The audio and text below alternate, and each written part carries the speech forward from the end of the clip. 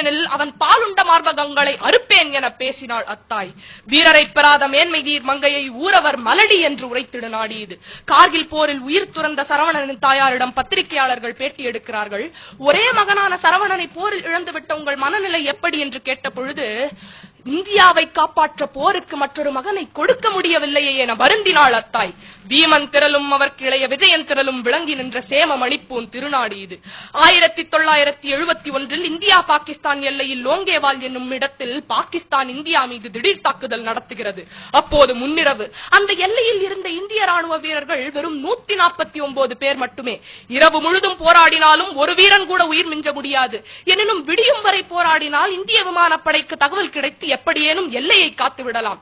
இந்த சோதனை வந்த பொழுது 149 வீரர்களும் ஏகமனதாக வீரப்போரிட்டனர். மரணம் நிச்சயம் என்று தெரிந்தும் வெகு சிலரை தவிர்த்து பல பேர் வீரமரணம் எய்தினர். காலையில் விமானப்படை வந்து பாகிஸ்தானிய அதர்ம போரை அடக்கியது. இவ்வீரர்கள் வாழும் வரை போராடவில்லை, சாகும் வரை போராடினார்கள். வாழ்தல் வேண்டி போராடவில்லை, வாழ்விக்க வேண்டி போராடினார்கள்.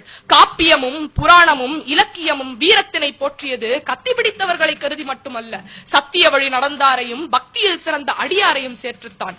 கற்றுணை போட்டி ஓர் கடலில் பாய்ச்சினும் என பேசவும் கற்றுளை பூட்டி ஓர் கடலில் பாய்ச்சினும் என பேச வைத்தது வீரம் நிறைந்த பக்தி.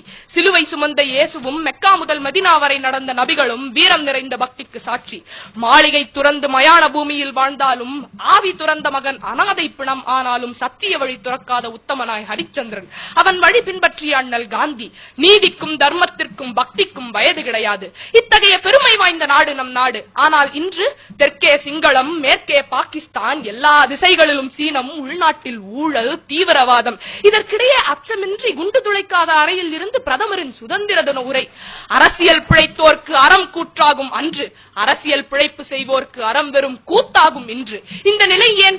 மக்களின் மறதி, அச்சம். அதனை நன்கு புரிந்து கொண்ட நமது அரசியல்வாதிகள் தீங்கு தடுக்கும் திறமிலரானோம். அச்சத்தால் அரணற்று போனோம். ராணுவ வீரனின் தலையை வெட்டினால் அது தெரிந்துதானே ராணுவத்தில் சேர்ந்தார்கள் எனும் மந்திரி பேச்சை மறப்போம். இந்திய எல்லைக்குள் ஊடுருவிய சீன ராணுவம் சுற்றுலா வந்தது என சோம்பி கிடப்போம்.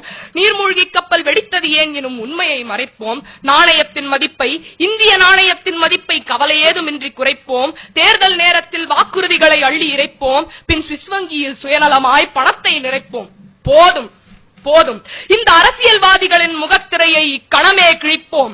சும்மா வரவில்லை சுதந்திரம் என ஒன்று கூடி நினைப்போம். வந்தே மாதரம் எனும் மந்திரத்தை மீண்டும் ஒன்று கூடி உரைப்போம். யார் வருவீர்?